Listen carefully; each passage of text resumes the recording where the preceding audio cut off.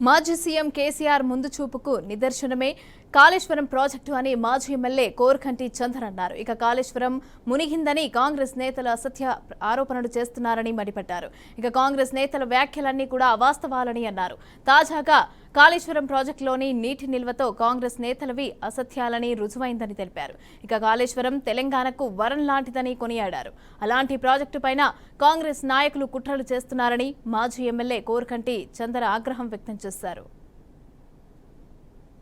రైతు రుణమాఫీ అయోమయం భజగోవిందం లాగా ఉంది. సీఎం గారు ఒకే దఫలో రుణమాఫీ చేస్తున్నామని చెప్తారు, మంత్రులేమో 3 దఫాలుగా చేస్తున్నామని అంటారు.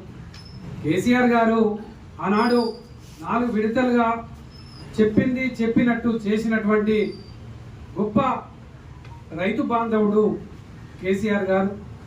రైతు బంధు 700 కోట్ల రూపాయలను ఆనాడు డిసెంబర్లో ఎలక్షన్ కోడ్ సందర్భంగా వీళ్ళే ఎన్నికల కమిషన్కు చెప్పి ఆపించి ఆ 700 కోట్ల రూపాయలను ఇప్పటి వరకు రైతు భరోసా ఇస్తామని ఇవ్వనటువంటి యొక్క మోసం పూరితమైనటువంటి మాటలు మాట్లాడి అబద్ధాల ప్రచారంతో అధికారంలోకి వచ్చినటువంటి ఈ యొక్క కాంగ్రెస్ పార్టీ ఇలా రైతులకు ఇస్తాన్న బోనస్ ఇవ్వడం లేదు, రైతులకు ఇస్తాన్న భరోసా ఇవ్వడం లేదు, కౌలు రైతులకు ఇవ్వడం లేదు.